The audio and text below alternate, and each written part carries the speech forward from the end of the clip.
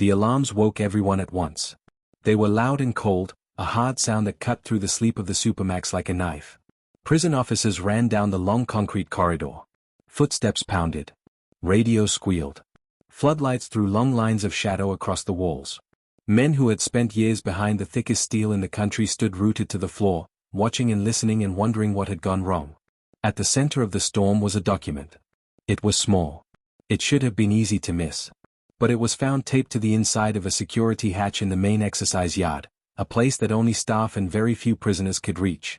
The paper had only a few words, written in bold black letters. Remember them. Let them speak. Below the phrase were names: Ted Kaczynski, Gary Ridgway. A few more names that made the guards' stomachs tighten. The warden read the paper and felt his mouth go dry. He knew the names. Everyone knew the names. These were men who had killed and hurt many people. These were men who had been captured, tried, and locked away. Some of them had been sent to the most secure prisons America had built. But the paper did not just list names. It acted like a key. It made the staff think of old news stories, of headlines, of long court cases.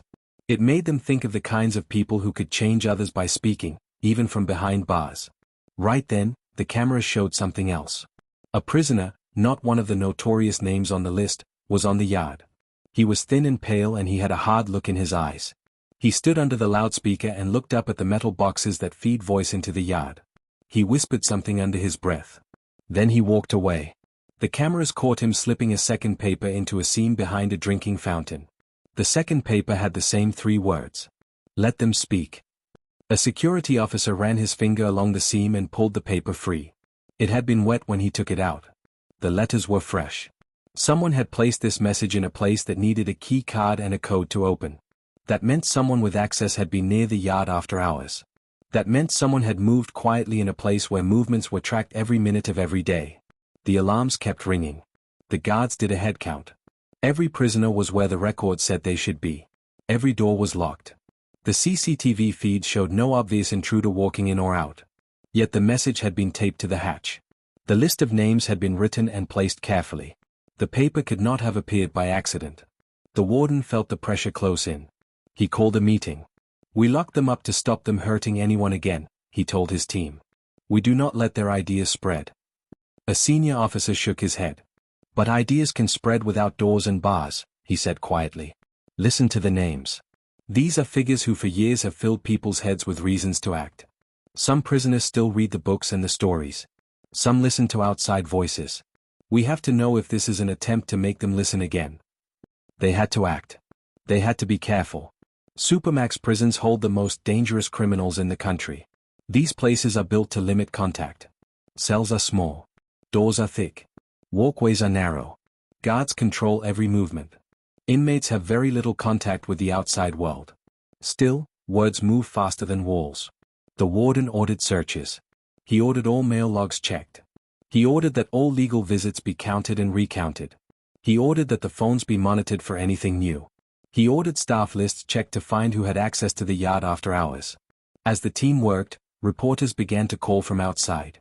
The public wanted to know, how could a message like that appear in a Supermax? Was someone trying to organize an attack? Was a famous killer still speaking from behind bars? The warden answered carefully. He did not want to say things that were wrong. He said simply, we found a paper. We are investigating.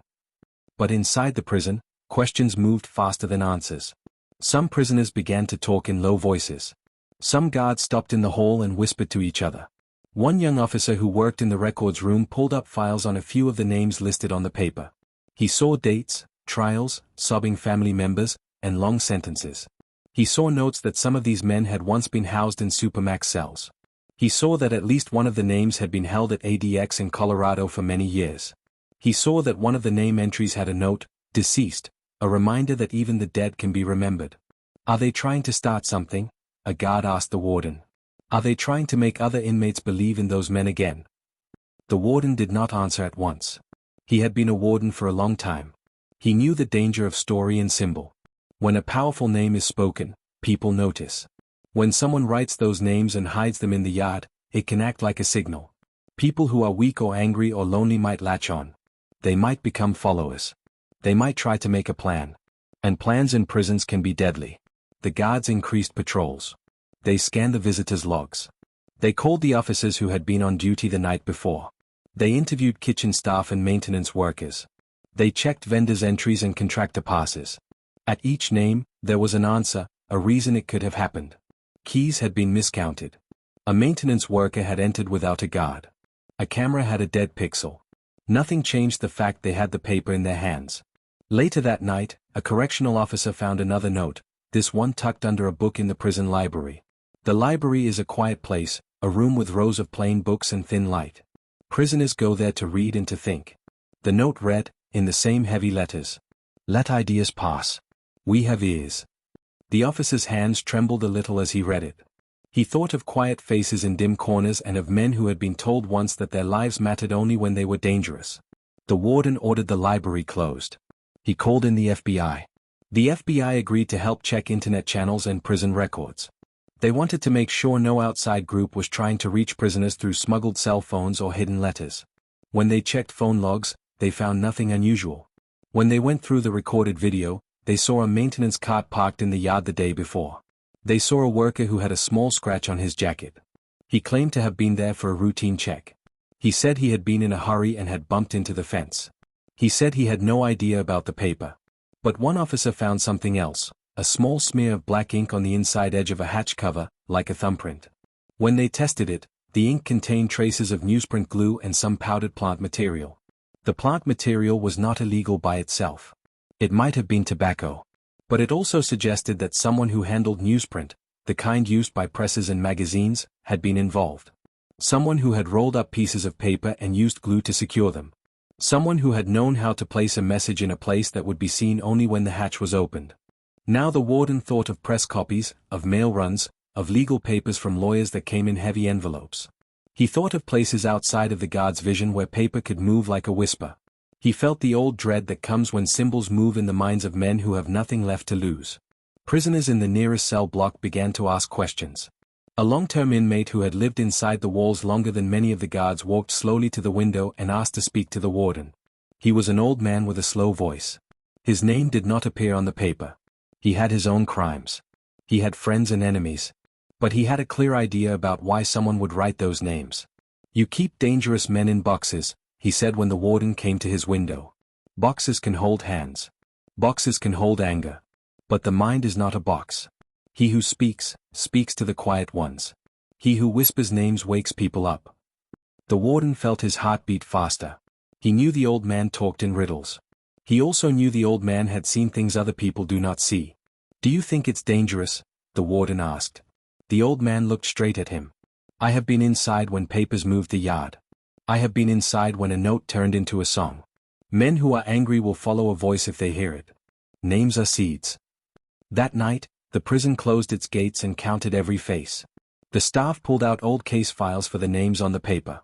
They called families to warn them to be careful, and they asked law enforcement to put more patrols near gates. The warden ordered extra screening of all people who came close to the yard.